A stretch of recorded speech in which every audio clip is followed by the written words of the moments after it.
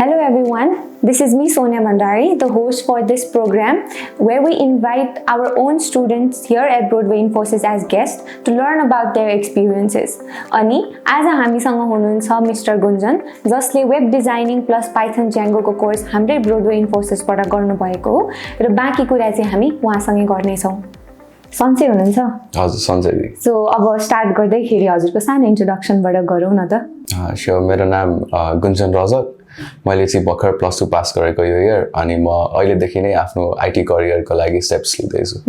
Good good. So हजुरको कलेजको बारेमा नि अलिकति भनिदिनु न त। सो रिसेन्टली पास गरेको भएर मैले येट जोइन गरेको छैन कुनै नि कलेज, तर कुन हजुर सो आई मिन +2 मा कुन कलेजमा पढ्नु भएको? +2 चाहिँ मैले युनाइटेड एकाडेमीबाट पास आउट गरेको। त्यहाँ चाहिँ मैले कम्प्युटर साइन्स अनि इलेक्टिभमा साइन्स अनि इलेक्टिभमा चाहिँ कम्प्युटर साइन्स पढेको। Sounds interesting. सो अहिले चाहिँ हजुरले ब्रोडवेकोबाट कुन कुन कोर्स लिँदै हुनुहुन्छ त? ब्रोडवेमा चाहिँ मैले वेब डिजाइनिङ र पाइथन विथ ज्याङ्गो लिँदैछु। सो कम्प्लिटेड हो कि स्टेटस अनगोइङ नै हो? अनगोइङ 1 month इन भनौँ न। ओके, सो प्यारलली कोर्स गर्दै हुनुहुन्छ? हजुर।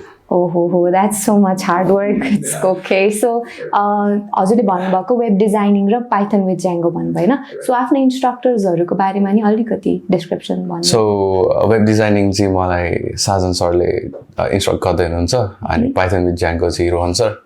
सो साजन सरको बारेमा भन्नु पर्दाखेरि लाइक धेरै फ्रेन्डली अनि धेरै एक्सपिरियन्स छ सरको। सो लाइक मलाई अहिलेसम्म लाइफभरि पढाएको टिचरहरू मध्ये Sajan sir like he comes in top K S लिस्टमा, एस टियर लिस्टमा, किनकि उहाँलाई स्टुडेन्टले नबुझे नि लाइक एफर्ट्स दिइराख्नुहुन्छ क्या। स्टुडेन्टले बुझेन भने त्यही स्टुडेन्टकै टेबलमा जति यता टेबल राउन्ड टेबल हुन्छ हाम्रो सो घुमेर आएर नि सरले छोड्नु चाहिँ हुन्न, नबुझ्ने जहाँसम्म स्टुडेन्टले he won't give up on that student. अनि अन द अदर ह्यान्ड हाम्रो रोहन सर उहाँ चाहिँ रिसेन्टली जोइन गर्नुभएको रहेछ ब्रोडवे अनि सो उहाँ नि धेरै हेल्पफुल हुनुहुन्छ। सो यो सबैभन्दा अगाडि चाहिँ अब एउटा क्वेसन चाहिँ के हो भने ब्रोडवेको बारेमा चाहिँ कसरी थाहा पाउनु भयो त हजुरले? कसरी चाहिँ यही कोर्स लिनुपर्छ भन्ने लाग्यो? त्यो चाहिँ हल्का इन्ट्रेस्टिङ छ। ओके सेयर गर्नुहोस् न।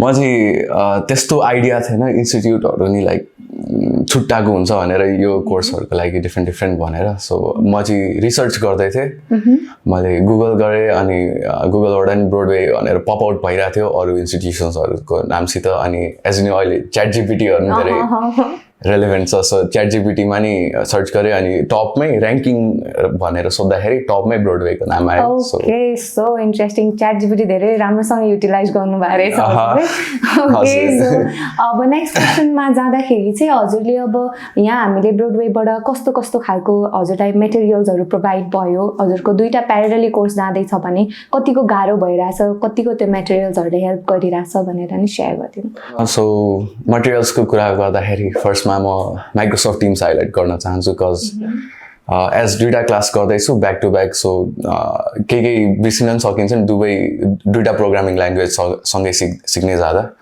सो हाम्रो माइक्रोसफ्ट टिम्समा हाम्रो क्लासको रेकर्डिङ्स नि हुन्छ अनि त्यहाँ अनलाइन क्लासेस नि हुन्छ, लाइक अनगोइङ क्लास नै अनलाइन नि रेकर्डेड हुन्छ। सो लाइक भ्याएन भने अनलाइन नि बस्न मिल्यो, अफलाइन नै आउनु मिल्यो अनि घर गएर रेकर्डिङ हेरेर नि रिभाइज गर्दै छुटेको कुरा हेर्न मिल्यो। सो हजुरले अगाडि मेन्सन गरिसक्नु भएको चाहिँ टिचर्सहरू धेरै सपोर्टिभ हुनुहुन्छ भनेर। सो हाम्रो यहाँको अरू फ्याकल्टीको बारेमा चाहिँ हजुरलाई के भन्न चाहनुहुन्छ हजुरले? अरू फ्याकल्टी अब म्यानेजमेन्टकै कुराहरू हाम्रो उत्तम सर र गोविन्द सर। म यहाँ फर्स्ट टाइम आउँदाखेरि लाइक तिहारको हलिडे स्टार्ट हुन लाग्थ्यो अनि उत्तम सर मात्रै हुनुहुन्थ्यो। सो उहाँलाई भेटेको थिएँ अनि उहाँ धेरै फ्रेन्डली हुनुहुन्थ्यो, लाइक आफ्नै भाइ जसरी कुरा गर्नुभयो क्या हामी फर्स्ट टाइम मिट गर्दाखेरि नि लाइक। अनि हाम्रो गोविन्द सर मेरो क्लासको टाइमिङ धेरै नमिलेको थियो, लाइक यो कस्तो फ्लेक्सिबल, मेरो स्केड्युल चाहिँ फ्लेक्सिबल थिएन अनि गोविन्द सरले लाइक टिचरहरूसँग कुरा गरेर इन्स्ट्रक्टरहरूसँग कुरा गरेर टाइमिङहरू धेरै मिलाउन हेल्प गर्नुभयो। सो धेरै कोअपरेटिभ र फ्रेन्डली हुनुहुन्छ हाम्रो म्यानेजमेन्ट टिम। सुन्न धेरै खुसी लाग्यो हजुरको फिडब्याक चाहिँ। ओके, सो अर्को क्वेसनमा जम्प गर्नु पर्दा चाहिँ अहिले चाहिँ लाइक हजुर कसरी चाहिँ यो पाइथन ज्याङ्गो सिक्छु भन्ने हजुरलाई लाइक इन्ट्रेस्ट लाग्यो त यसमा पहिलेदेखि गरिरहनु भएको हो कि लाइक नयाँ स्किल सिकौँ भनेर चाहिँ हजुरले ट्राई गर्नु? सो एक्चुअली इन्सपिरेसन चाहिँ दुइटा छ, लाइक यो पाइथन ज्याङ्गो भन्दा नि एज अ होल आइटी फिल्डमा छिर्नको लागि।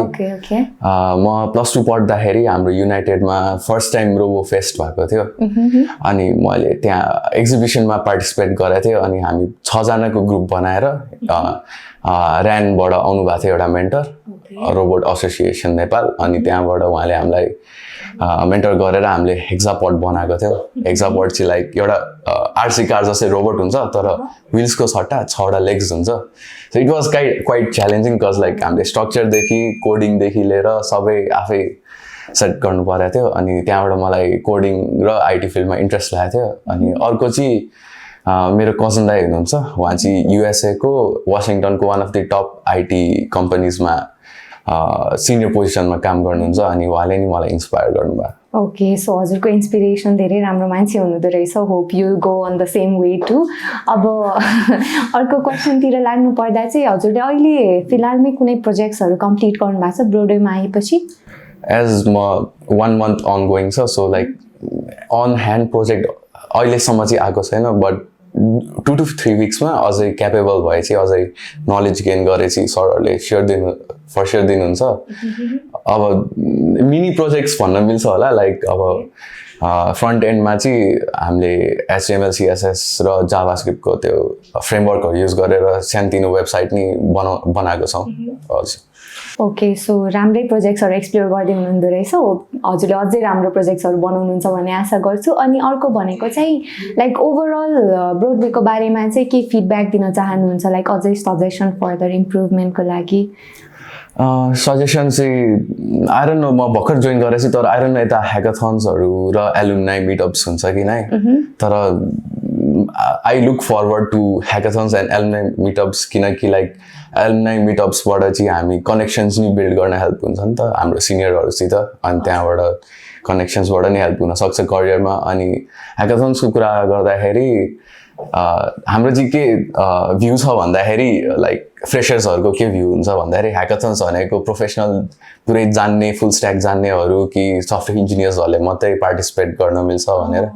तर लाइक मैले रिसर्च गरेको र मैले मेरो पर्सपेक्टिभबाट चाहिँ I don't think that's correct, किनकि ह्याकाथन्स भर्खर सिकिरहेको स्टार्टरले नि जोइन गरेर त्यहाँ मेन्टरसिप लिएर धेरै सिक्न सक्छन् कि, अनि त्यहाँबाट अभियसली कनेक्सन्स नि कुरा भयो। सो राम्रो अपर्च्युनिटी हुन्छ स्टुडेन्ट्सहरूलाई। So that's a very good feedback हजुरको तर्फबाट एज अ फ्रेसर पनि होइन। Will be sure to work on that too है नेक्स्ट अरू स्टुडेन्ट्सहरूको लागि।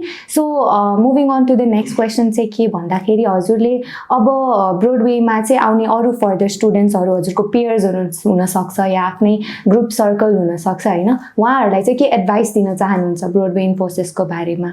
सो लाइक अब मेरो जुनियर्स कि अरू कसैले जोइन गर्न खोज्दै हुनुहुन्छ, इन्स्टिट्युसन्सहरू खोज्दै हुनुहुन्छ आइटी फिल्डमा छिर्नको लागि, लाइक म भन्छु आँखा चिम्लेर जोइन गर्दा हुन्छ। किनकि मैले रिसर्च धेरै गरेको छु, लाइक अलमोस्ट 12 सकेपछि 1 मन्थै रिसर्च गरेँ होला बेस्ट कुन हुन्छ, किनकि मेरो करियरको नि क्वेसन छ नि त यसमा।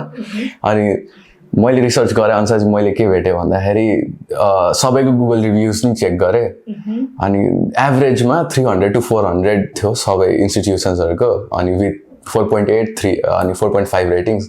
ब्रोडवेको चाहिँ एक्सेप्सनली 1400 क्रस थियो गुगल रिभ्युज, अनि त्यति धेरै भल्युम भएर नि 4.8 मेन्टेन गर्नु इज इम्प्रेसिभ भन्दा नि इट्स रियली एक्सलेन्ट। सो आँखा चिम्लेर जोइन गर्नु। अनि यताको म्यानेजमेन्ट फ्याकल्टी, टिचिङ फ्याकल्टी सबैजना लाइक अनप्यारलल छन् अरू इन्स्टिट्युसन्सभन्दा। Okay, that seems a very good feedback है।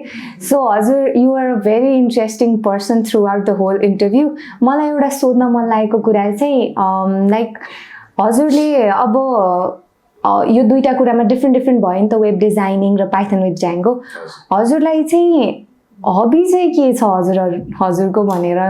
एक्चुअली मेरो हबी चाहिँ लाइक गेमिङ नै हो।